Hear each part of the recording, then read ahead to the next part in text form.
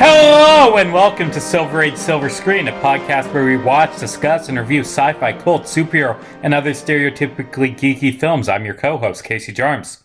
And I'm your other co-host, Riley Thorpe.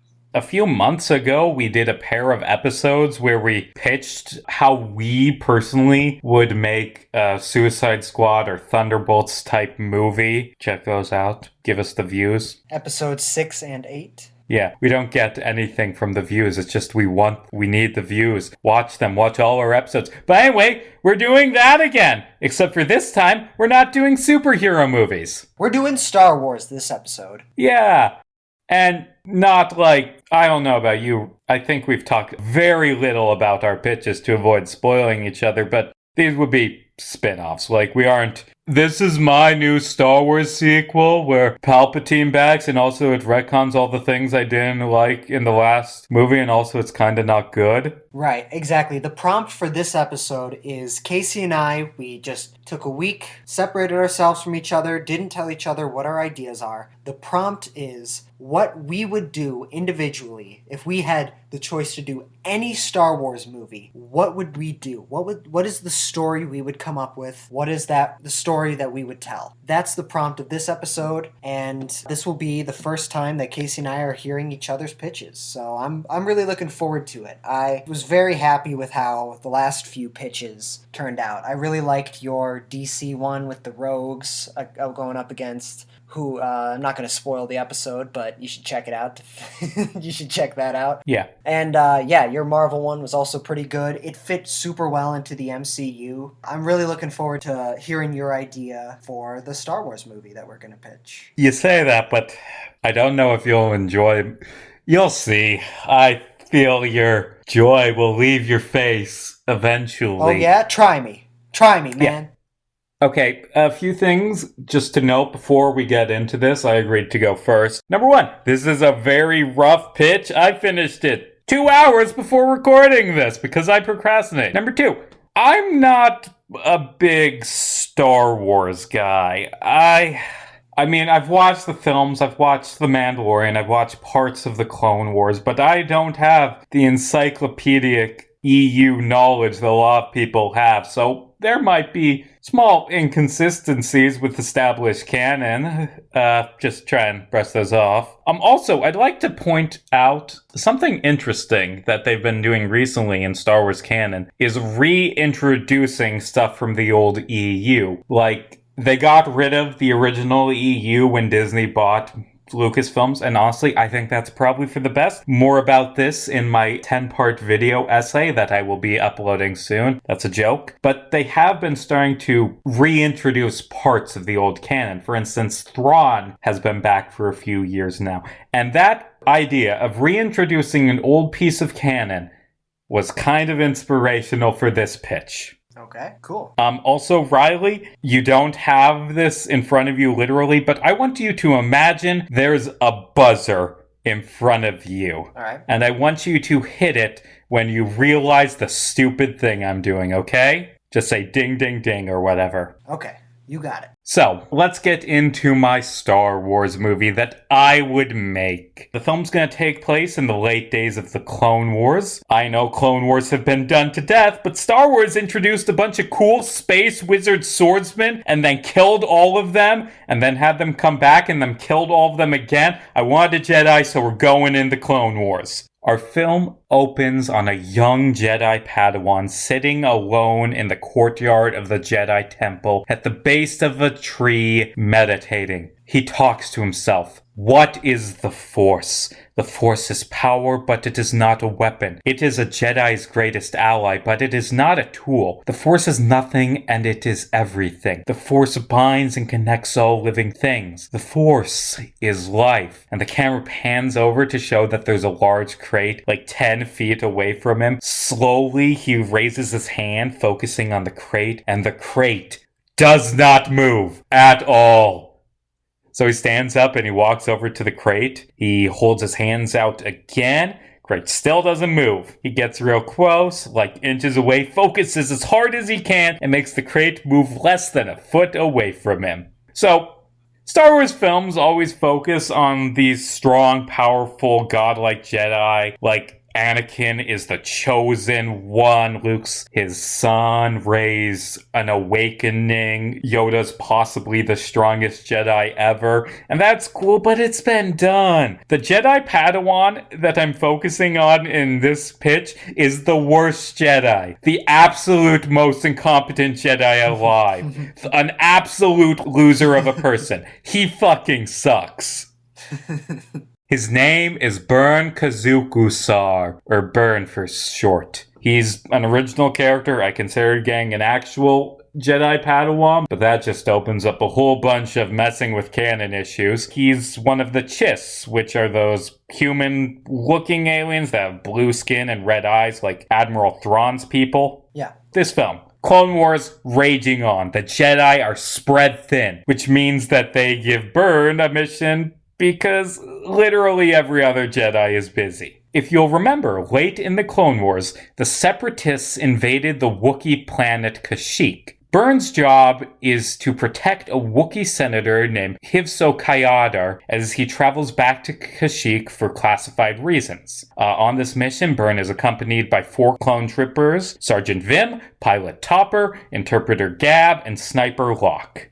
Burn and the clones pick up Senator Hivso from the Senate building. Senator Hivso is this ugly old Wookiee with like graying fur and an overbite, and he's like perpetually grumpy throughout the film. A lot of the film hinges on him not getting along with Burn at all. Everything Hivso says to Burn needs to be translated by Gab, the clone, who is not fluent in Shiriwook, meaning that the gang just doesn't know half the things Hivso says. Before they leave Coruscant, Hivso insists that Burn's squad take him to a seedy part of town so he can pick up a top-secret item necessary for the war effort. Bernie, Hivso, and a few of the clones go into the seedy trading post. Senator Hivso trades a massive bag full of credits for a sealed container about 2 foot by 1 foot in dimensions. Burn asks what it is, and Gab translates that the crate is a present for the senator's son, and Burn is annoyed that they wasted time picking up something pointless. Hivso growls at him. As Burn's squad and the senator are leaving the trading post, they hear gunshots coming from another part of the building. Hivso bolts out the building. Burn and the clones chase after him. Right as they get back to the ship, the trading post explodes. This big buff lady with 4 arms, all holding blasters, walks out of the rubble. Accompanying her are half a dozen red aliens with like rooster crowns. I don't know the scientific term for them, like those ridges that look like mohawks on their heads. Red bird aliens with those. And all these rooster aliens are carrying knives. The buff lady fires at the ship as the rooster aliens somersault towards it. Bernie fights off a few of the knife dudes with his lightsaber, and the ship takes off. As they're entering hyperspace, Hivso explains that the buff lady and the rooster aliens are assassins who want him dead. Suddenly, the ship slips out of hyperspace. Apparently, when the woman with 4 arms shot at it, she damaged part of the engine. The ship crash lands on this planet with green sky and a surface covered in this thick red mud. Immediately, the ship begins sinking. Burn, Hivso, and the clones try to climb up to the top of the ship. A massive tentacle breaks through the wall, grabs Locke, and drags him away, presumably killing him. Another tentacle breaks in, wrapping around Gab's head and trying to crush it. Burn slices through the tentacle and drags an unconscious Gab to the top of the ship. The gang fights against the tentacles from on top of the ship. Suddenly, the monster retreats as this orange Brontosaurus-esque alien approaches, wading through the mud. The Brontosaurus lowers its head down, and Burn's squad climbs aboard right as their ship slips below the mud. Ding, ding, ding, ding, ding. I think I know what you're gonna get at. Keep going. Keep going. Okay, so that's what Riley has it.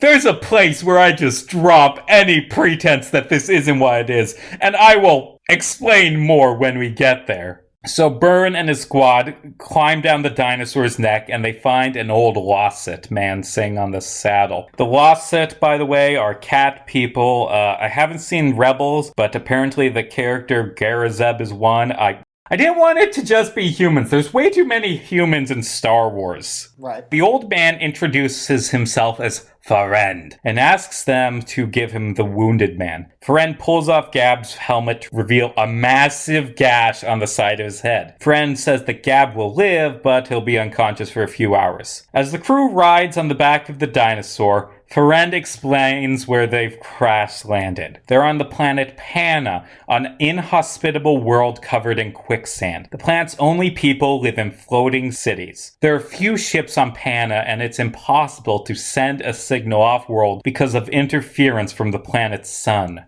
Byrne asks why anyone would live in such a place, and Friend explains that the planet's colonists are miners, digging up rare minerals used to make the circuit boards for droids. Because of this, Pana has been recently conquered by the Separatists. Side note, not related to my pitch, when I looked up Pana, because, you know, it's a planet that's appeared before in Star Wars, I think Riley knows where. Yep. When I googled Pana, a bunch of Vor images came up. Oh boy. I don't have any. I eventually figured out why, but it took me like 20 minutes of just, why is this giving me Vor? And you need to know that. The audience needs to know what I went through for this episode. Yeah, I mean, here, my question would theoretically be, why were you spending more than 20 minutes thinking about Vor? But I needed to know why. The reason is because there's a very, very minor Dragon Ball character who only appears in the 3DS game Dragon Ball Fusions, whose name is Pana, who for some reason is just the character Pan, but really fucking fat, and the Vor community loves that, apparently. Makes sense. Yeah. And that's why that came up. But anyway, back to the pitch. Byrne asks who Friend is, and Friend explains that he is a servant of Ashla, a powerful spirit that gives him glances of the future and the past. It was Ashla who guided him to the crashed ship. The gang spends a night on the back of the dinosaur. As he sleeps, Byrne has flashbacks to when he was a child, of him playing with his siblings. These flashbacks are cut short when the crew arrives at a barge city floating above the mud. Friend decides to accompany the group on their travels because he can sense that they'll face danger in their future, and he's this old monk dude. That's what old monk dudes do. The gang go to a bar, a real hive of scum and villainry type place, a la Mos Eisley Cantina, to see if they can charter a ship off-world. As they're talking to the bartender, an old lady named Akmina Zabornak, a hologram comes on in the middle of the room. The hologram is of a woman with purple hair wearing a white dress. She sings to the patrons of the bar, and they are absolutely enraptured by her. Byrne and the clones don't really care much, but Hivso, the old Wookiee man, is super into it. And the singer says, "I am Mermaya. I am your fantasy. I am your experience. So experience me. I am your pleasure, so enjoy me. This is our moment together in time, and we might turn this moment into an eternity." Riley, what is my pitch? I'm starting to get some vibes from the Star Wars holiday special, to be perfectly honest with you. You're taking the planet from the animated section of the film, and the character, the hologram that you were mentioning just now, is the porno. The grandpa watching the porn. The woman is from the porno that the grandpa Itchy watches. Yeah. So I'm starting to think that this is Itchy's origin, kinda. No, I'm kidding. Not quite, but you aren't far off. I don't think it has any continuity with the actual Star Wars Holiday Special. But yeah, I decided to rewrite the Star Wars Holiday Special to be good. And I tried to fit in every single dumb segment. There's a lot of subtle jokes that I didn't point out at the time, like the fact that the middle name of our Jedi is Kazook. Right. The fact that the mercenary aliens chasing them are a four-armed buff lady, cooking show, and a bunch of acrobats dressed in red with weird rooster crowns. Okay. And the cantina and the cartoon. I'm trying to incorporate every dumb thing from the holiday special into a passable movie. Nice. And explain Itchy's origin, of course. No, I don't know if this guy is Itchy. Yeah. But maybe. Yeah, well, I don't know. well, Actually, no, he definitely is not. Right, because Itchy is Chewbacca's dad, and Chewbacca's like a full-grown adult, like over 100 years old by then, so he'd be really old. Actually, do you know where I came up with this idea? A few weeks ago, me and Riley were discussing what to do with our, I guess this is a February episode, but the episodes we record in January, and so, okay, gotta come up with a Star Wars pitch. Let's see, I am editing our Christmas special where we did the Star Wars holiday special. You can go check that out. We went through it, you might as well. And partway through the episode, I'm like, this plot, like with Han and Chewie could work. Like a sort of Star Wars planes, trains, and automobiles of Han and Chewbacca trying to get home for Life Day. Okay. So that's what this is. Awesome. Yeah, it's a Jedi cool. Taking a Wookiee home for Life Day with every single segment of the holiday special incorporated, and I'll try to make it good. Earlier you were saying, oh, these are the Star Wars movies we would make. I wouldn't make this. This is not... This... Why would I make a movie that is just references to a really bad movie? I mean, I don't know. If you're trying to turn it good, might as well. I don't know, but hey, I applaud you, sir. You're stronger than most, trying to make the holiday special good. Yeah. Yeah, I picked up on it a little bit, like the planet. Obviously, I started laughing when you were talking about the hologram, and then I was just like, there's a lot of specific details of this that are kind of... I don't know, like, why am I having some deja vu here? And then it's like, oh, the holiday special. You're trying to remake it. That's cool. Yeah, I'm liking this. Do you have more? Oh, I have more. Okay. That's halfway through it. Truck ahead.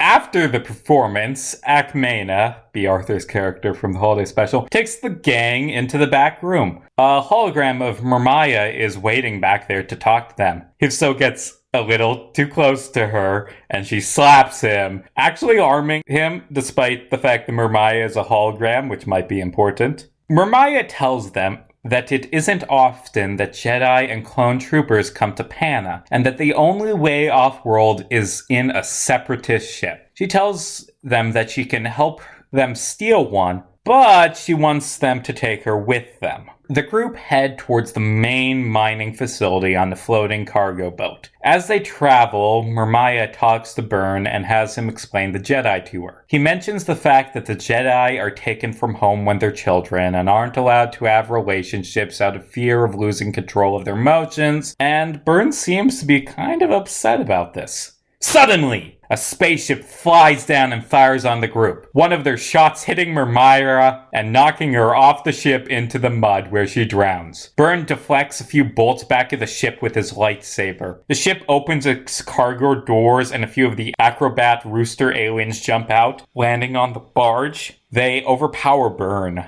and right before the acrobats kill him, Hifso opens the container. It releases a bunch of white light that covers the barge, knocking everyone but Ferend and Hifso out. While he's unconscious, we get another flashback of Byrne's youth. This time showing the Jedi taking him and his family, telling him what a great honor it is, even though young Byrne really doesn't want to go. When Byrne awakens, the cargo barge is still heading towards the main mining station, and the clones are asleep. Byrne asks Hifso what the container is, and Hifso says, because Wookiee. Right.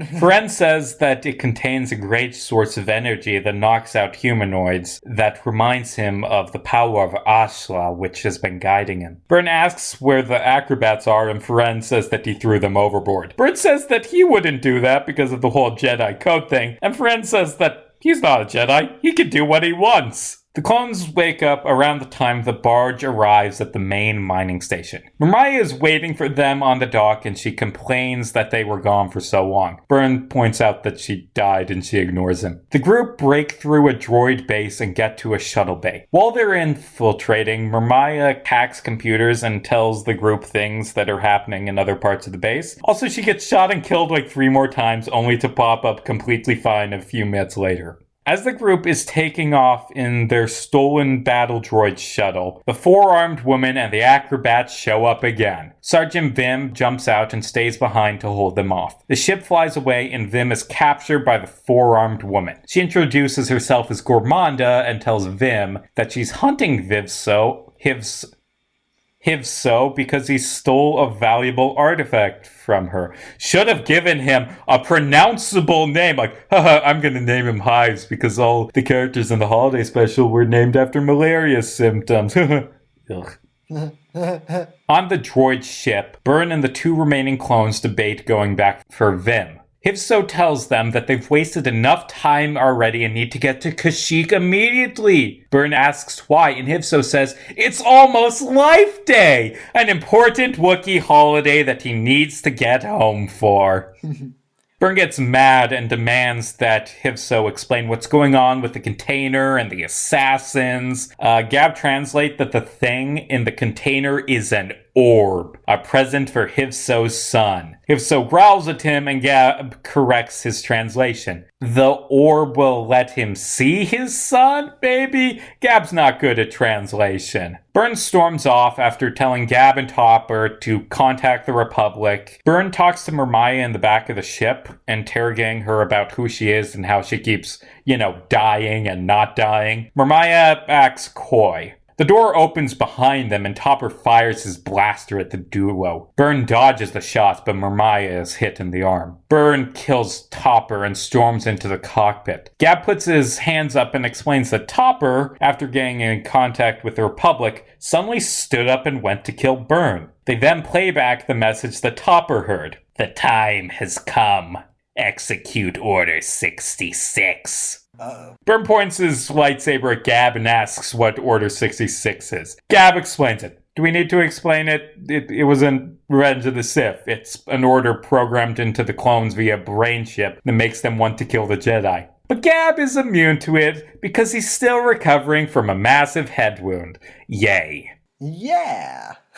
So, the gang's in a bit of a mess. They can't go to any place with the Republic or the Jedi because the clones will try to kill Byrne. And they can't stay still because they realize that Gormanda and her men are tracking them because of an energy signal that Hivso's orb gives off. They decide to complete their mission and go to Kashyyyk, hoping that Master Yoda, the strongest of the Jedi, is still there and alive. Unfortunately, then they realize that Topper was the only one who knew how to fly the ship, so they're kind of just stuck in space now. That's unfortunate. It really is. Byrne explains that he knows a pilot who doesn't work for the Republic and sends out a distress call to them. While waiting for the pilot to arrive, Byrne checks on Mermaya. She finds her repairing her arm with backup droid parts in part of the ship. As the two are talking, Mermaya's hologram glitches out, revealing her real form, a modified CIS battle droid. You see, Mermaya is an AI built to entertain the workers on Panama. Not Panama, that's a real place. Pana, the mud planet. Her physical form is a droid using a hologram projector to pass as human. That's a boner killer. Each time she was almost destroyed, she transmitted her conscious over radio frequencies to a backup body on Pana. Byrne is shocked to learn that she isn't alive, and Mermaya questions what that even means. Byrne asks what Mermaya wants now, and she explains that she wants to leave Pana because it's boring, and now wants to live a real life. She decides to accompany the group to Kashyyyk because, hey, Life Day festivities. Hivso complains to Gab and Friend about being stuck on a spaceship when he should be on Kashyyyk, celebrating Life Day, because it's the only time he gets to see his family. Gab discusses the fact that he is a clone and has complicated feelings about family, especially after watching Locke and Topper die. Friend discusses the fact that the Jedi don't have families, saying that he pities Byrne because, there is strength in personal connections. Byrne's friend shows up in a Chiss spaceship. The gang goes aboard and are introduced to Byrne Jafar Zone, a young Chiss smuggler who happens to be Byrne's sister. You see, Byrne Kazuku Sar had trouble with the whole never see your family again thing and has been secretly contacting his family for years. It's also kind of implied that Byrne Kazook's ability to fully dedicate himself to being a Jedi is the reason he's kind of a weakling loser. As Jafar Zone is flying the gang to Kashyyyk, they are attacked by a couple of clone ships. Jafar Zone outmaneuvers them by flying through an asteroid field, narrowly zigzagging around the asteroids. Ferend praises her flying skills, and Jafar Zone explains that the Chiss possess an ability called the Sight that gives them better reaction time and makes them excellent pilots. Also, there's classic rock that plays during this scene because I couldn't figure out a way to make the Jefferson Starship music video fit into this plotline. I was going to say, I'm like, at the end of this, I was like, and how does the Jefferson Starship fit on all of this? I couldn't think of something. That's the most out of place thing in the movie. Of course. I mean, can you imagine classic rock playing during a Star Wars movie? I mean, I can. I've seen the Star Wars Holiday Special, and it sucked. But, you know, what are you going to do? So the gang land on Kashyyyk and find that the planet is now under control of the new Galactic Empire. Stormtroopers have begun enslaving the Wookiees and burning their forests to the ground. After an altercation with some stormtroopers, the gang are brought to an underground Wookiee resistance base owned by friends of Senator Hivso. Despite being forced into hiding, the Wookiees are still wearing their red Snuggies and celebrating Life Day. We finally get a proper explanation of what Life Day is. You know, unlike the holiday special, which never explains what the holiday's about, that the special's about. Kashyyyk is not a planet covered in trees. It is a planet covered by tree. A single tree, the tree of life. Every tree is part of the same massive organism that covers all of Kashyyyk and protects the Wookiees. The life tree is connected to something the Wookiees call the life force, that contains the souls of dead Wookiees. On Life Day, Wookiees are able to speak to their loved ones through the trees. This is especially important to Hivso because his son died in battle recently, and that's why he's all grumpy. Unfortunately, the Tree of Life is dying. It started dying during the droid invasion and only got worse after the stormtroopers began burning it to the ground. If the Tree of Life dies, Kashyyyk dies. Years ago, a seed from the tree was stolen by Garmonda and her mercenaries. And, with Burn's help, Hivso has brought the seed back to Kashyyyk. It's the thing in the canister, which is a reference to both the orbs that the Wookiees walk into and the talisman from the cartoon. Anyway, the gang agreed to bring the orb seed talisman thing that Hivso's been lugging around to an ancient Wookiee temple to bury it. While they're planting the seed and Wookiee shamans are praying over it so it can take root, Gormanda's ship lands down the mountain. Sergeant Vim walks out, having killed Gormanda and stolen her ship so he could track down Burn. A dozen stormtrooper ships land next to Vim and begin marching up to the temple. The gang tries to hold them off long enough for the seed to take root. Friend, Jafar Zahn, Mermaya, Gab, and Hivso all die fighting, presumably in cool ways a la Rogue One that I didn't have time to come up for. I assume there's a climactic duel with Vim by one of them. Burn freaks out about everyone dying and taps into the dark side, using its strength to temporarily gain the upper hand. But still, there are just too many stormtroopers. One stormtrooper hits Burn in the side with a blaster bolt and he falls to his knees. Burn closes his eyes and begins meditating, whispering the same speech about the Force from the beginning.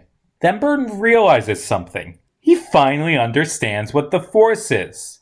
One plant, many trees. One AI, many bodies. One face, many clones. One Force, many people. The Force is not just energy to be drawn upon. It is the living embodiment of, well, life. The Force is life. It isn't good, it isn't bad, it just is. And despite what they think, the Jedi aren't the authority on it. They've only tapped into a small section of it. And by closing themselves off to life, they've limited what they can do with the Force. Also, Jedi aren't the only ones who understand what the Force are. Ashla, the Sight, the Life Force, different names for the same thing from different peoples. The Force is a universally understood concept, the power of life. Empowered by this revelation, Burn holds off the army long enough for the Wookiee shaman to finish planting the seed.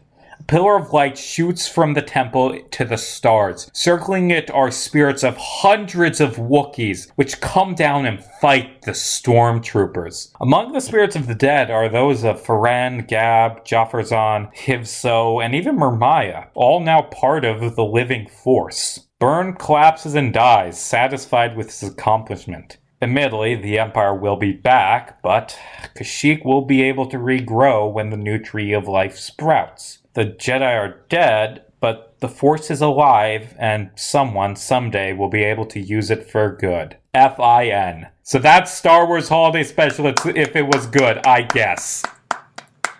Dude, that was really good. Like we talked about earlier, it took me a little while to get an idea of what exactly it was. But when I realized it was this, and especially when you told me that it was the holiday special. The funny thing to me, I'm assuming this is a bit more lighthearted of a take at times. Oh yeah, probably. I assumed there would be comedy stuff, but I didn't write it in because this isn't writing a movie script that takes 2 hours to read. It is making a quick 20-minute pitch that may have gone a bit over 20 minutes. Yeah, because I don't know, when you made the analogy of planes, trains, and automobiles meets Star Wars, that for me was kind of like, okay, yeah, this is going to be something a bit more light. But that's really cool. For someone who's not particularly like a big Star Wars guy, as you said at the beginning of the episode, that fits really well within the entire lore, at least the lore that I understand. You know, what made this was,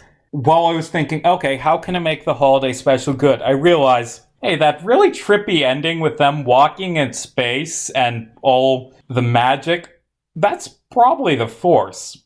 What if Life Day and this big tree of theirs are part of the Force? And that leads me to, wait, hold on. There's gotta be other views on the Force in Star Wars than this. And I did find that there are other names for the Force, and that kind of inspired, okay, the Force is this universal thing that's more than the Jedi. Right, exactly, yeah. That was what I was going to mention, the idea that, like, the Chiss are beings that have focused up their Force energy. The idea that Kashyyyk is just essentially one tree that's bound together by, like, the Force and stuff like that. But, I mean, the Force isn't real, but there are entire forests in real life that are just one tree with a bunch of different branches, and that's a really cool thing. Yeah, and so you took that and made it like an entire planet, which also is really cool.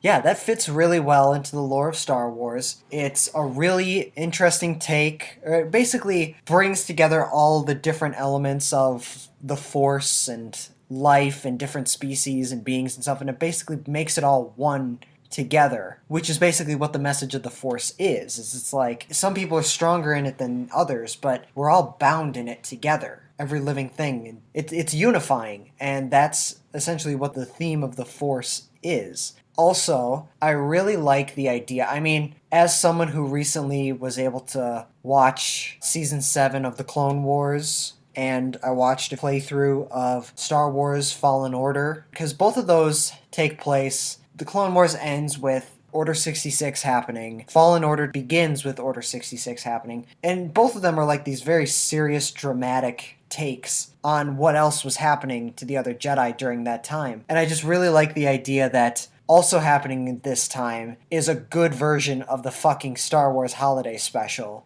I mean, you know why I did that? It's because I needed to have Boba Fett being a friend and then turning evil. Right. So, the clones.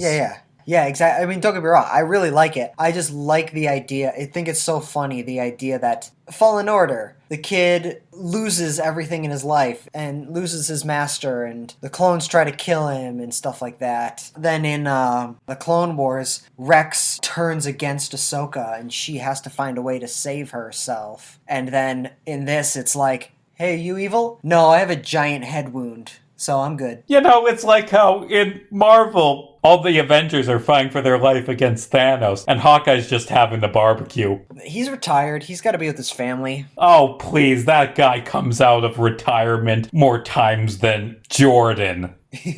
Sports reference. Anyway, from our limited discussion, I asked you what you were doing. Just because, oh god, what if we both do the holiday special? And we didn't. But No, thank God. from our brief conversation, you have an actual serious one and not, it would be funny if I did the holiday special. But you know what? I think that's a good thing. You and I have very different visions of what our Star Wars story would be, and we're both pitching that. And I think that's good to see two different viewpoints. Yours, which is a bit more light, mine gets a bit dark at points, I'm going to be perfectly honest with you. But there are some things that you mentioned, some themes and some plot points that my pitch goes into that yours kind of touched upon a little bit. Wait, one last thing. When you said that Byrne was the worst Jedi ever, I was reminded of Bailey Hoskins, the worst X-Man ever. So again, that was also a version of why I kind of pictured this early on as being like a more lighthearted story, because it's like Bailey Hoskins is an X-Men member. He has the ability to explode, but he can only do it once because it will kill him. Yeah, and that's not the worst X-Men ever. I'm sorry, Bailey, but you have an ability you can't use. You're baseline human, essentially. There are mutants that have powers that basically kill them. Right. But that was one more thing I wanted to say. Yeah, I like that. I really like that you went so in depth into trying to make the Star Wars Holiday Special good and like bring back every single version of that you could possibly bring into it. And yeah, I really appreciated that. Overall, I really liked it.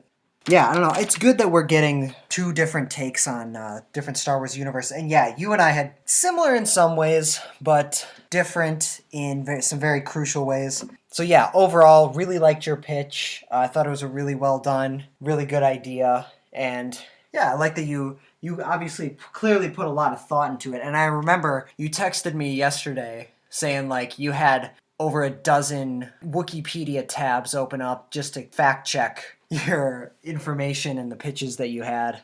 As someone, as you said, I actually, to be honest, I didn't know that you weren't the biggest Star Wars fan. I like Star Wars, I'm not as into it or as knowledgeable as other people are, you know? Yeah, that's cool. That's totally fine. Anyway, Riley, pitch, hit me. Okay, so my film also takes place during the Clone War. And without further ado, let's get into Star Wars Shattered Allegiance.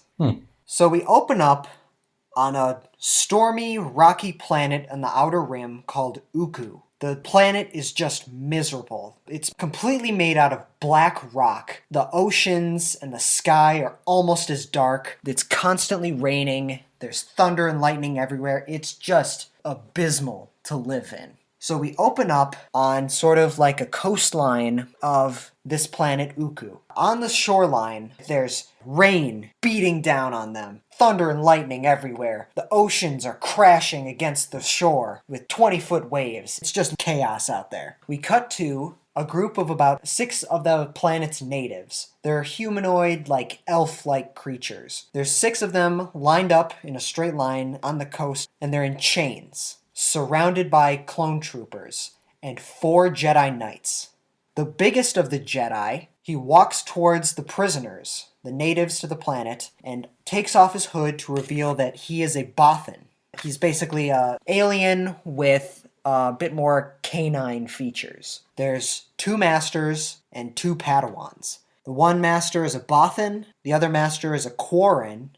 Quarren is like a squid person. Okay. And of the Padawans, one of them is an Iridonian Zabrak, similar to the Jedi Master Eth Koth, and the other Padawan is a Rodian, which is basically Greedo. So the Bothan Master walks up to the line of prisoners chained up on the shore, surrounded by clones with guns to them, and he proclaims, "In the name of the Galactic Senate and the Republic, I sentence you to death for treachery." He sparks up his lightsaber, and in one fell swoop, decapitates all the prisoners. Little context to this story. Uku has no significance to the Republic whatsoever. There's no resources, there's no tactical advantage they can gain from it. There's really no point in them having it. However, there is a base on there that belongs to the Separatists. Now, as I said, this takes place during the Clone Wars, and the Jedi and the Republic are basically trying to gain whatever footing they can against the Separatists at this point. they sent the Quarren and the Bothan Master to basically go take this base and take this planet just for the sole purpose of taking it away from the Separatists. There's no benefit to be made from the Republic owning it. All they're doing is taking away from the Separatists. The Jedi in question that are doing this are under heavy suspicion by the Jedi Council and are not trusted because they sense something wrong with them. There's something incorrect. They don't believe that they're the best Jedi they can be, so they're actually at one point considering expelling them. However, after a series of incredible military victories, the Republic is keeping these Jedi and their Padawans and their battalion because they're just, in terms of military, they're great at winning battles and winning war. Because the Jedi don't totally trust the Jedi, but the Republic needs them, they basically compromise and say, hey, we need you to go attack this heavily fortified base. So the Jedi and their Padawans and the battalion, the army, they get there, and after some time of attacking, all communications have just ended. Like, the Jedi and the Republic cannot get into contact with the Jedi on the planet, Uku. But they basically decide that after the Bothan and the Quarren have established that they are very capable in a military situation, they trust them, added to the fact that the Jedi and the Republic are already spread way too thin among the galaxy, and because it's not too big of a priority, they're going to trust that on Uku, the mission is being accomplished. So as far as the Jedi and the Republic are concerned, the battle still wages on Uku. The problem is that that's not the case. The communications were purposefully taken down by the Jedi. If you're familiar with the film Apocalypse Now, the villain in that film, Colonel Kurtz, basically during Vietnam, took himself and his troops deep within the Vietnamese jungle, found like a tribe in the area, and basically just took over as dictator, and are subjugating the people and forcing them to worship him as a deity. And that's exactly what the Jedi, the Quarren and the Bothan, are doing to Uku and the natives. They've given in to the temptation of their powers, they've given in to their greed, and they're subjugating the natives, imprisoning, torturing, murdering them, and are basically just reaping and relishing the spoils of war as the dictators of Uku, free from the responsibilities of the Jedi and out of the eye of the Republic. So clearly, these Jedi are not good Jedi. They're not good people, and they're the dictators of this planet. As I mentioned, the Jedi Council did not trust these two Jedi Knights, but because the Republic needed them, they compromised and said, all right, we'll keep them there, but we'll basically keep them at a distance, essentially. So that's the context of what they're happening. Also, the natives were fiercely loyal to the Separatists. That's why the clones are going along with it, is because A, their Jedi Masters told them to, and B, they're doing this to their enemies. It's okay. That's how they're able to justify it. Back to the story. Once the Jedi and the clones make it back to the palace, the Jedi walk back to the dining hall where there's a feast waiting for them. And the Jedi Knights, the Quarren and the Bothan, they begin dining, enjoying their lives. They're talking about their conquests, their victories in battle, all their plans for the future, all that. Meanwhile, the Padawans are not eating or speaking at all. When the Bothan Master executed the prisoners, the Quarren Master, he smirked, but the Padawans stared emotionless. They are showing no emotion during any of this. They are not eating at all, and the Masters take notice and begin to command them to eat. The Padawans, for some reason, cannot eat. And once the Masters start to become enraged, out of nowhere, there are two massive explosions, each on an opposite end of the palace. The natives have had enough of the Jedi's occupation. They've stormed the barracks and the armory, and they've stolen back all the weapons that the Separatists gave them, and are forming a direct assault on two fronts of the palace, revolting against the Jedi. Each Jedi takes a bunch of their clones and their Padawan and takes them to opposite directions of the palace to deal with the battle on each side. The Bothan takes his Zabrak apprentice to one side, whereas the Quarren takes his Rodian apprentice to the other side. The Quarren Master and the Rodian apprentice begin to battle. The enemy is enclosing on them. There's explosions. There's fire coming from all directions, everywhere they go. It's just pure chaos. The apprentice looks around. All he sees is laser blasts coming from all directions. Everywhere he looks, there's a clone dropping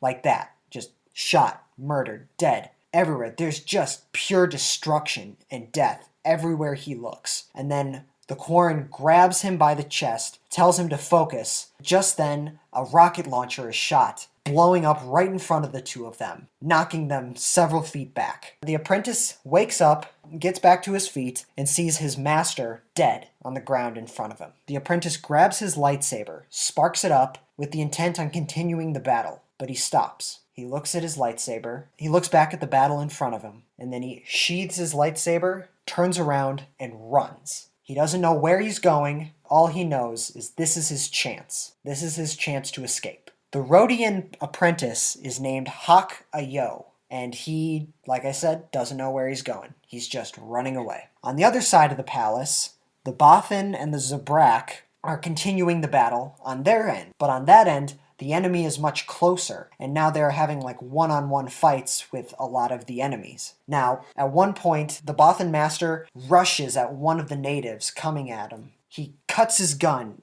he destroys his weapon, knocks the native to the ground, and stands over him. The Jedi is standing over an unarmed man, an unarmed separatist, but an unarmed man. He lifts up his lightsaber, ready to strike, but before he can throw it down to kill the man, his apprentice stabs him in the back with his lightsaber. Many Bothans were stabbed in the back with lightsabers to give us this film. Thank you for mentioning that. Thank you very much. The Zabrak apprentice kills his Bothan master. The Zabrak apprentice is named Saxu Tevad, and he has just killed his master in order to save a separatist. He helps the native back to his feet, and the native stares at him in confusion. At that moment, Hawk runs to the balcony above where they're standing, and he shouts, "Saxu!" And then just as that happens, another crazy onslaught of explosions and firepower comes down upon them. An explosion knocks Saxu to the ground, knocks his double-ended blue lightsaber out of his hands, and in the ensuing chaos, he's trying to find his double-ended blue lightsaber, but he can't. In a split second, all he sees is his master's lightsaber, so he force grabs that, sparks it up, and begins just blocking all the firepower, trying to defend himself. At a point, he realizes that retreat is the only option, and he jumps back up onto the balcony and runs away. However, a wounded clone, hiding behind a rock, witnessed every single thing that Saxu did, and as they run away, the clone screams, "Traitor!"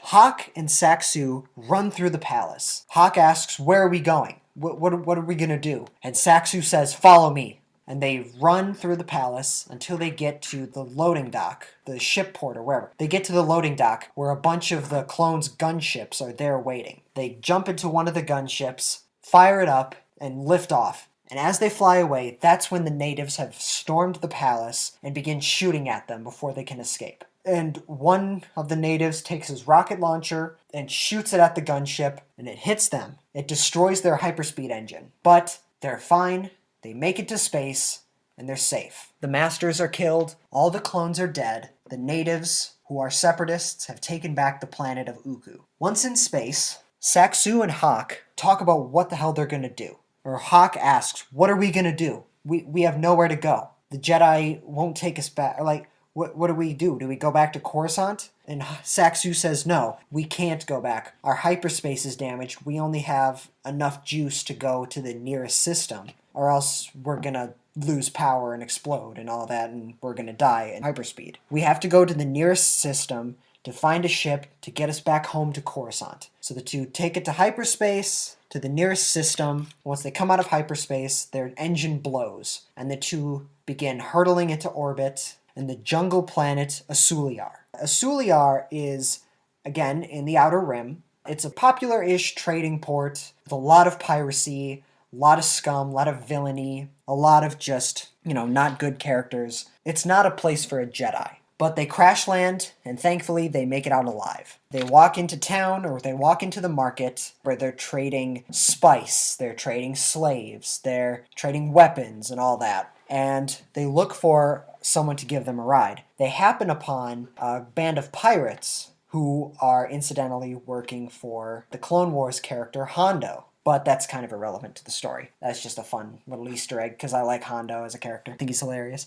But they begin talking with the pirates and ask them if they could hitch a ride with them off-world. The pirates basically say no, unless you got the credits to pay us. The Padawans pull out all the money they can, which is just a few credits. The pirates say, are you kidding me? They laugh them off, like, are you kidding me? That's not gonna work. The Padawans do their mind control, or they do their convincing powers, and they say, you will take us off planet for this amount of credits. And they go, all right, yeah, sure. And the pirates tell them that they're leaving the planet at dawn the next day. So you better meet us by then, and we will take you off this planet. Saxu and Hawk walk around the market, and they find an alleyway to just spend the night, because they have no money, nowhere to go, nothing, and they do not talk about what just happened to them.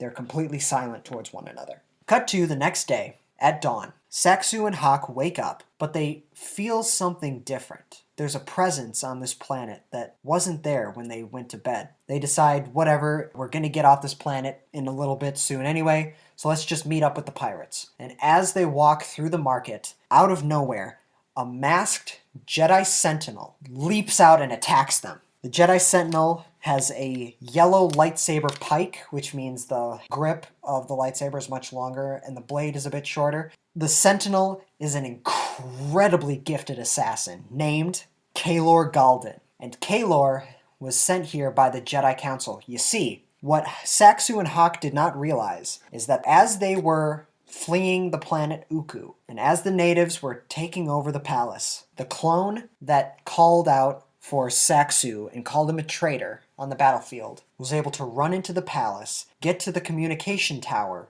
turn the communications back on, and send a message to the Jedi Order and to the Republic saying that the Padawans betrayed their masters and killed them. They're now separatists, they're defectors, they're deserters, they're Sith Lords, and they are escaping the planet now. Basically telling the Jedi his side of the story. The transmission ends with the natives storming into the communications room and killing the clone. So as far as the Jedi and the Republic are concerned, Saxu Tavad and Hak Ayo are Sith Lords, deserters, defectors, and they need to be ended. They need to be stopped because they are traitors. Kaylor Galden, as a Jedi Sentinel, is sent on a bunch of Black Ops missions of assassinations, stuff like that. The stuff that the Jedi Order don't typically want to talk about, but that needs to get done anyway. Kaylor was sort of in the area, within a distance. That's why Kaylor was able to get there fairly quickly. Hawk begins to beg Kaylor to listen to him. He's saying, look, we didn't mean,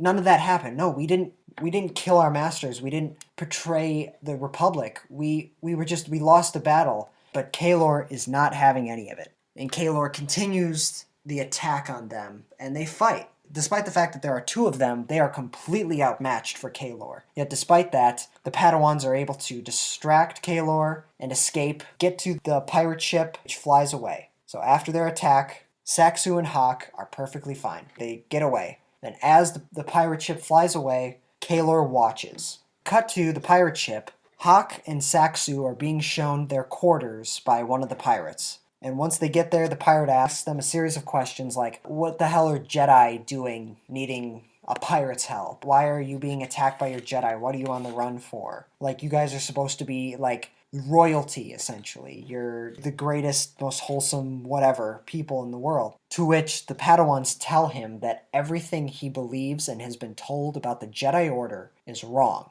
They're not harbingers of peace. They're not soldiers that fight for justice. They're pawns to a corrupt government. How they themselves, Hawk and Saxu, were infants, ripped from their homes, brainwashed into becoming child soldiers, inducted into a cult, and groomed to become generals of a slave army. They tell him about all the misdeeds, about how their masters would torture them into submission, into becoming better Jedi, into teaching them a lesson, or just even for amusement. Because their masters were terrible people, but the Jedi Order, the Jedi Council, refused to do anything about it because the Republic said, well, they're very valuable to us to continue this war, so you're going to keep them around. Hawk and Saxu are victims of a system that didn't care about them. The Jedi Order doesn't care. The Jedi Order has lost its way. It doesn't care about justice, love, freedom. All it cares about is continuing the ideals of the Republic, a corrupt government that takes money and resources more than human lives. So they have that conversation with the pirate. Really what this story is about from then on is essentially Saxu and Hawk are hitchhiking across the galaxy. They visit a bunch of systems, a bunch of planets, and they see firsthand just the horrors of war and how the Clone War is affecting people throughout the galaxy in so many different ways. They run to a system with a very prominent city, but when they come to the city, it's a giant crater in the ground. A beautiful civilization and culture just destroyed by the Clone Wars. They get to another planet where they see just villages on fire, dead bodies everywhere. Just the wake of this war, taking lives, destroying homes, ending cultures and civilizations. They witness firsthand the deplorable, inhumane conditions of a refugee camp, of the people that are basically subjugated because they're not from this system. They're seeking refuge from their planet that was destroyed by war. All the while, they're hitchhiking and seeing these horrors. Hawk and Saxu are having an existential crisis about their place in life, their meanings, them as a Jedi, their fate. They struggle with the idea of them being force sensitive. Is that a gift or a curse? Like, what does it mean to be a force wielder, to be a Jedi? Are the Jedi even good? Do they stand for what's good? Do they stand for what's right? Are the Sith right? Like, what right do the Jedi have to say that they're the ones that are good? They're the good guys. Hawk struggles with the idea of what it means to be a Jedi, because this is what he knows. He's known his entire life that the Jedi are good. They fight for what's right, or at least that's what they tell everybody. They claim to fight for love and freedom. And yes, they're a little misguided now, but he has to keep hope that the world, that the universe, that the Jedi, at the end of the day, are going to do what is right. So he's holding on to this hope that he's going to be able to explain to the Jedi Order what happened, and he will be forgiven, and he can help usher in a new era, end the Clone Wars, end hate, end the Sith, reform the Jedi, and he can be a part of the change. So Hawk is holding on to hope that he as a Jedi means something. Saxu, on the other hand, struggles with himself as a Force wielder and as someone being tempted by the dark side. Because when the two of them were growing up, Saxu essentially took the blunt of the torture that their masters had for them. And when I mean torture, I mean physically, psychologically, and spiritually, all that. He's just a victim of this entire circumstance. He's seen the horrors of war. He's been groomed and brainwashed to be a child soldier. He was tortured by his master. He's been betrayed by the government that he's supposed to be fighting for. He has no faith anymore in the Jedi. But he doesn't have faith in anything. He just believes in nothing. And because of that, he's feeding into his negative emotions, his fear, his hate, and he's struggling with, I've been taught my entire life that that is evil, that that is wrong. But those same people are the ones that never cared about me. Beyond that, not only did they not care about me, but they tortured me. They turned me into this person whom I hate. Hawk is struggling with the Jedi. Saxu is struggling with the Force and what it means to be that, and what his fate is going to be, what his decisions are, and how he needs to make the right decision. Eventually, they're on a ship, they're in the cargo hold, and basically Saxu stares down at the lightsaber at his hip. He takes it out and holds it in his hand. It's not his lightsaber, it's his master's. And he's staring at the lightsaber that his master would use to torture him. And for the sake of being PG-13, I won't go too in-depth in how exactly that torture occurred and what that was. So he's staring down at this lightsaber, the tool of his abuse and the tool of his torture. And he decides, I cannot keep looking at this thing. If my life is going to depend on my weapon, I can't let it be the one that destroyed me. He decides that he's going to reforge the lightsaber to look completely different, but also fit more of his style, because that's the thing. Jedi, the Force helps them build their lightsaber to fit their fighting style and the Force and all that. So he begins meditating. He sits down on the ground, begins meditating, and through the Force, completely disassembles his master's lightsaber. And through a bunch of the parts of the lightsaber and a bunch of parts in the cargo hold, he begins reforging a new lightsaber that better fits him, his style, him as an individual, basically going about the process of making a lightsaber via the Force. But while he's doing that, while he's meditating, he begins remembering all the years of torture and hate and anger and fear that were instilled upon him in order to turn him into the brainwashed cult member that he is today. And he imbues the lightsaber's kyber crystal with all of this fear and hate and anger, and he corrupts it. So when he forges the lightsaber back together, he takes it in his hand and he sparks it up. The light of the saber is not blue, that was typical to him or his master. When he ignites his lightsaber, a deep blood red light fills the entire room. He has corrupted his master's crystal and turned it into a dark side saber. And now he has a red lightsaber, symbolic of how he has fallen deeper and deeper into that of the dark side. Hawk stands back out of caution. He grabs for his lightsaber at his hip and says, "You can't give in to fear, Saxu." Essentially, giving him this whole speech about how he can't allow himself to fall prey to the dark side. He still has to have hope. And at this point, the two begin to have a battle of ideologies. As I mentioned, Hawk still has hope, whereas Saxu has none left. The two argue. Hawk is like, "You can't allow yourself to fall into the dark side." Saxu is like, "Well, what other choice do we have? The Jedi are evil." And Hawk says, "Well, the Sith are evil too." And then Saxu's basically like, "You don't know what I am. You don't know what I've been through. I'm not a dark side. I'm not a Sith. I'm not whatever," the basic teenage, "You don't know me," whatever. And then Hawk tells him, "Yes, I do. I know exactly who you are. I saw you kill your master on Uku. I know the evil deeds that you've done, and as far as I'm concerned, you are a Sith to me." And Hawk ignites his lightsaber, and the two are about to fight, when suddenly their ship is blasted. It's Kaelor again. Kaelor tracked them down and is now attacking their ship. The ship gets caught in orbit of a new planet called Kretha, which is a dusty, cliffy planet. If you've seen the film Lone Survivor, which takes place in Afghanistan, basically it's a lot like the Afghanistan wilderness, only the cliffs are a lot bigger. The ship crash lands onto the surface of Kretha. None of the crew survive. Well, the crew is all droids. Let's say that.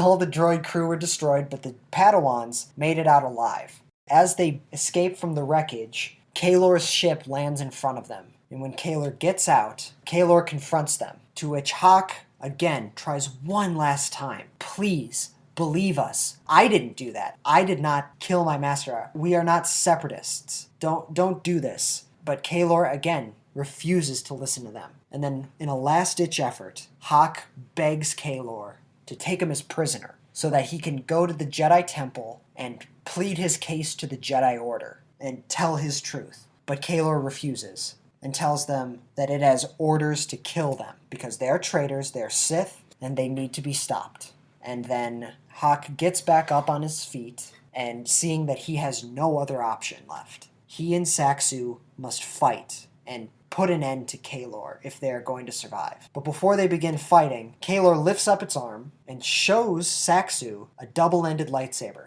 Kaelor was able to grab Saxu's double-ended blue lightsaber that he dropped on Uku. And Kaelor throws it to him and says, "It's yours. Better make it a fair fight." Kaelor ignites its lightsaber. Hawk, just out of sheer desperation, with no other end in sight, ignites his green lightsaber. And Saxu ignites his new red lightsaber and ignites his old double-ended blue lightsaber, but one end isn't working. And the three begin to fight. Pretty soon after their fight begins, Kaelor is able to knock Saxu off the cliffside into a village below. One thing I forgot to mention, down on the ridge that Saxu just fell onto, there's a war happening. The clones and the droids are attacking each other in the middle of that village.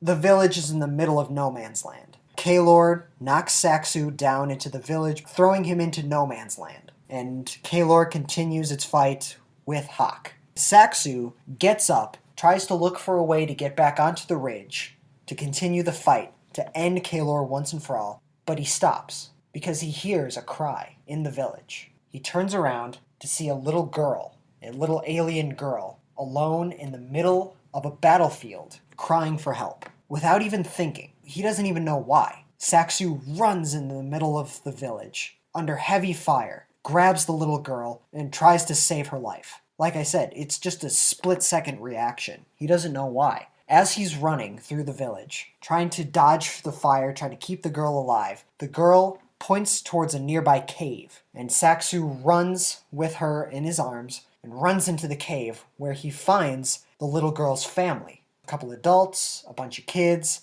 They were the natives to this village.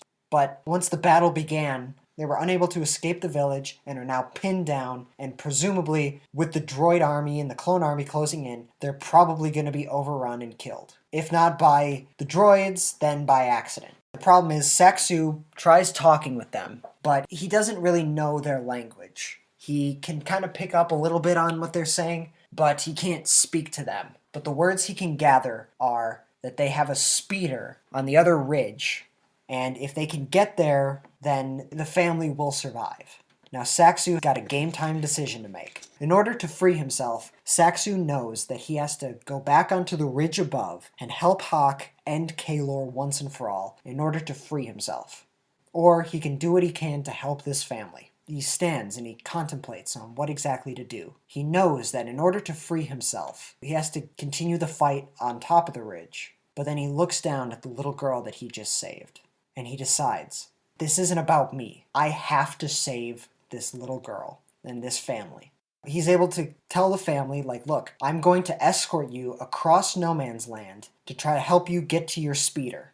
He takes the double-ended lightsaber, he detaches the broken end from it, and replaces it with the new lightsaber. He ignites both ends of his lightsaber at the same time. One end blue, the other end red. Saxu Tavad is no longer a Jedi, but nor is he a Sith. He is an agent of the Force, and he will do whatever he can to do what's right. He is not bound by government nor creed. He is not bound to the will of anything. He serves only justice and good by doing it his own way. And justice, his way, is helping this family get to their speeder to escape. So he convinces the family, follow me, I'm going to protect you in the battlefield. They rush out of the cave into no man's land with heavy fire upon both sides of them. Meanwhile, Hawk and Kaylor continue fighting. Hawk continues to beg Kaylor to stop, but Kaylor refuses and begins antagonizing him, just trying to get him off his game. Back down in no man's land, the family takes cover in debris and houses and wherever else they can, while Saxu defends them from the blaster fire. The droids on one end see, hey, that's a Jedi, blast him. The clones on the other end see, hey, that's the traitor,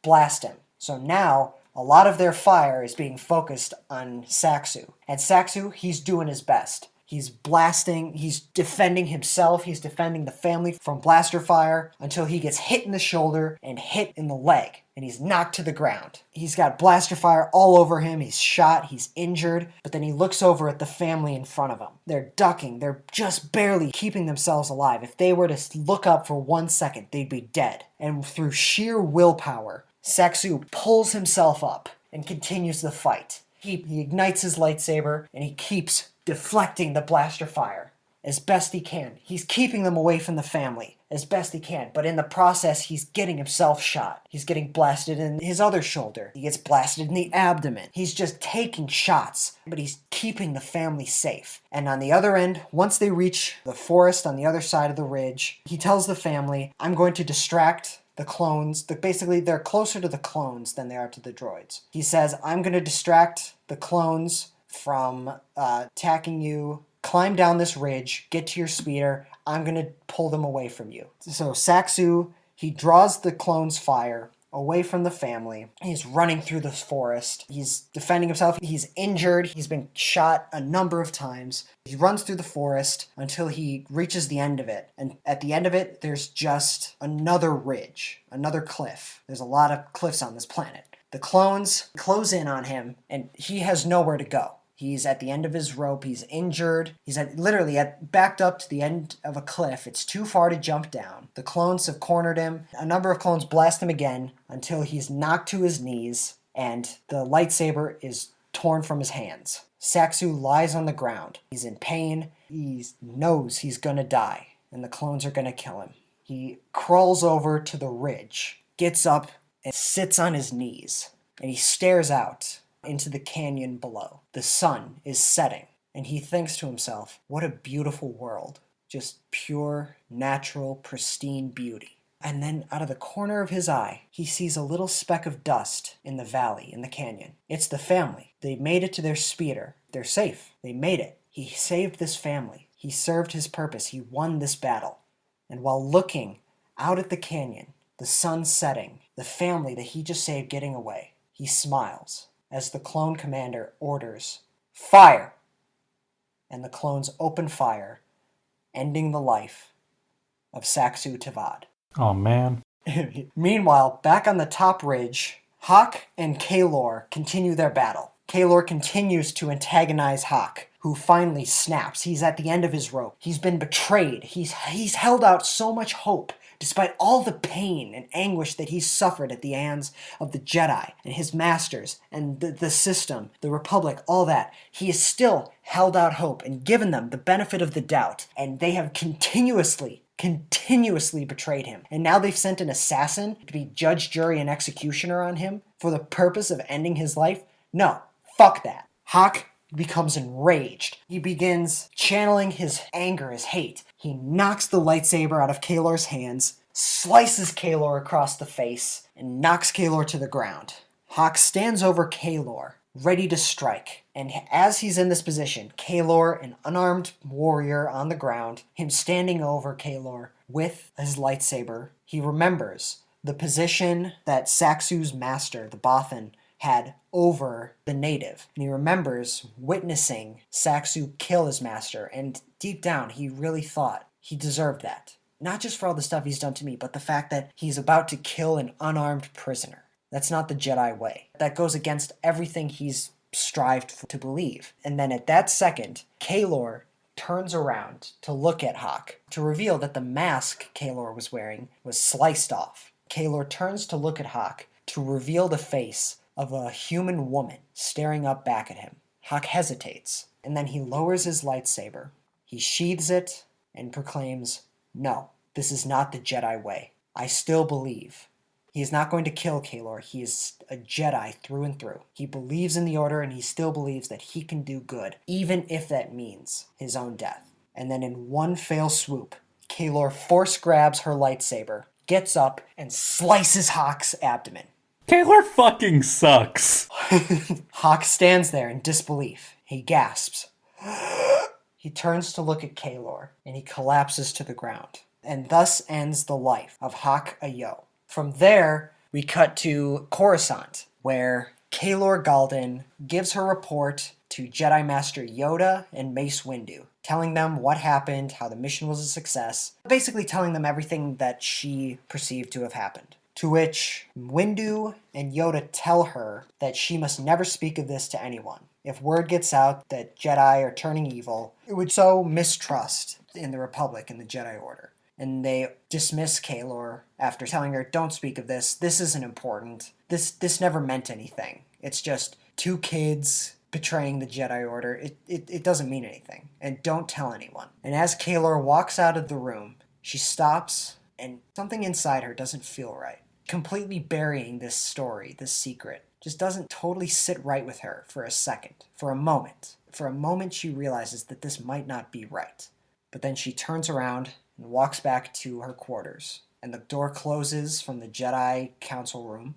The end. Huh. First off, I do like that you are portraying the Clone War as, well, war as hell. You brought up Apocalypse Now, and I do think that's a bit of a failing of Star Wars with the, it's just robots versus clones. It's not a real war. Don't worry about it. Right. Yeah. It is interesting, the idea of a pair of Jedi becoming evil because they're just dicks. Like, not, oh, I must save my dying wife. No, it's just, they're selfish dickholes. Right. Yeah. I'm not sure how I feel about Jedi torturing Padawans or Calor being... Calor fucking sucks. Yeah. I'm glad she got Order 66. She did, actually. That is a bit of backstory. After the fact, she would die in Order 66. Good, because she fucking sucks. Yeah. Although I will say the part of this that makes it work, the best part is the ending with the conclusions of both of the protagonists' arcs. I like protecting this family through a battlefield, taking all the blaster fire, and I like forgiving an opponent and refusing to strike down someone unarmed because it's the Jedi way. These are two good Jedi, and that's what makes this pitch kind of work. Is there anything out of curiosity that doesn't work, you think? I mean, keep in mind, I had a week. You mentioned You mentioned that you wrote yours down like 2 hours ago. Only half of mine is written down right in front of me, to be perfectly honest with you. We're professionals. I don't know. I kind of feel in the series, the Jedi's main failure is incompetence and obsession with tradition more than sadism. Yeah, I mean, I can see that. I tried alluding to the idea that it was more than just physical, it was like psychological. Because these two Jedi are just dicks, they're about to be expelled by the Jedi Order. But yeah, I agree.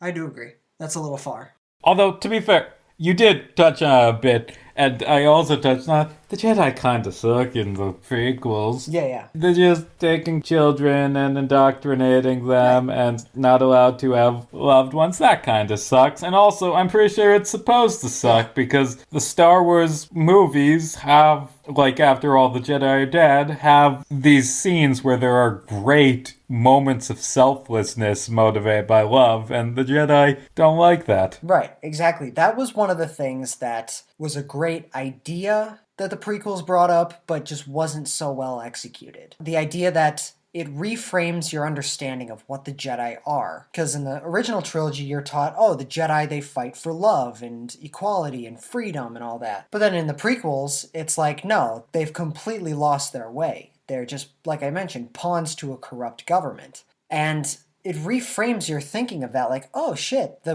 beings that are meant to be pure good, they're kind of assholes in this. And that was one of the things that an idea that was really well, at least in conception, brought up in the prequels. It just so happens that George Lucas is not the greatest writer or director, so it didn't come through as well. But that was one of the things that I wanted to explore much more. Also, the idea of how red lightsabers are created. I thought that was fascinating. The idea that the Jedi Order, even Yoda and Mace Windu are like, yeah, some really bad shit happens and they just let it happen. I believe it was Count Dooku in the extended universe who basically said, like, the Jedi Order is irredeemable at this point.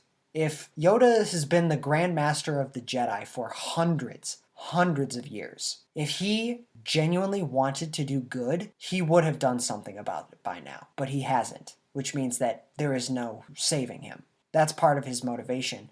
Speaking of that, one of my original ideas was the film would open up and end with Yoda on Dagobah, basically looking back and thinking about all of his failures in the Jedi Order. And this would be one of them. But then I thought that was a little too convoluted.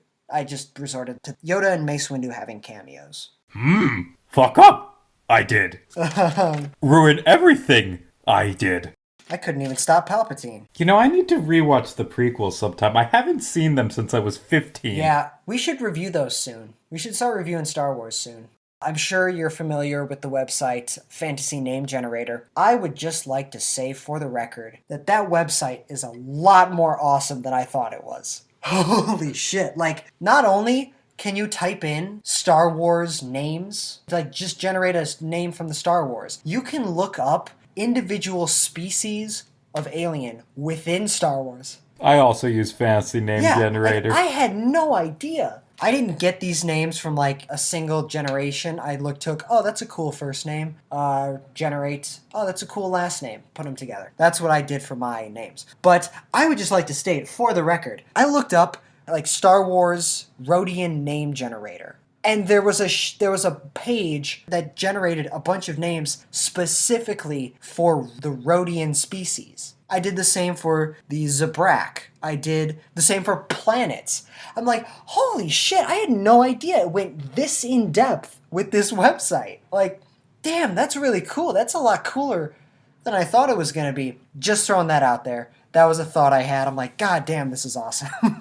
By the way, for the audience listening to this, and maybe Riley, I don't know if you can hear me, my internet just went out and Riley sounds super fucking distorted. I have no clue what he is saying right now. I'm just getting bits and pieces. The point of my story was to just bring up a lot of the topics that I feel like the prequels tried to bring up, but just weren't so successful at asking. Like, a lot of questions and themes that episodes 1, 2, and 3 tried to ask, but didn't ask so well, you know? Didn't shine through as well. So that was the point of my story, was to just ask the questions that the prequels tried to ask.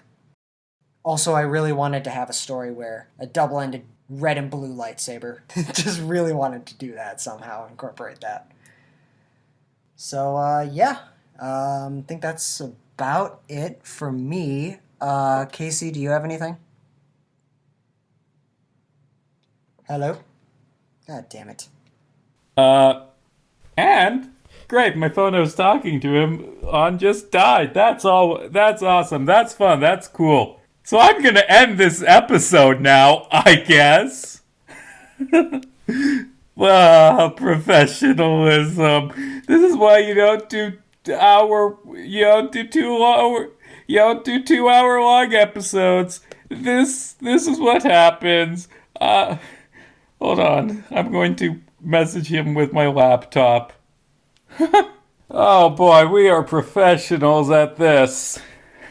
I'll have to edit this together interestingly. You know, next week, it's our 25th episode. Big thing. We're doing a film that we've wanted to do since the start. Avatar: The Last Airbender's movie, which is not great. And we're going to have a guest on it. And I'm sorry that this one ended really weirdly. Assuming he doesn't say, because it's just me now. You can find Riley at the places. I'll steal the audio from another episode if he doesn't say it. You can all find me on YouTube at Riley Thorpe, where you can check out all of my short films and video essays. Check out my short film Silence of the Karens that recently just got accepted into a film festival, so more updates on that as it comes. Thank you. You can also find me on Instagram and TikTok at Riley James Thorpe, all one word. My name's Casey Jarmes. You can find my work at caseyjarmes.wordpress.com. You can follow me on Twitter at JarmesCasey, JarmesCasey.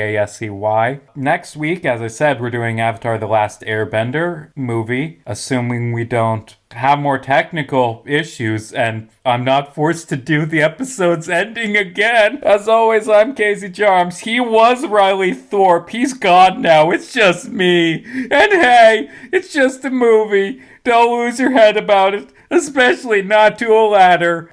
At least he got his pitch done. Oh, fuck this episode. Goodbye.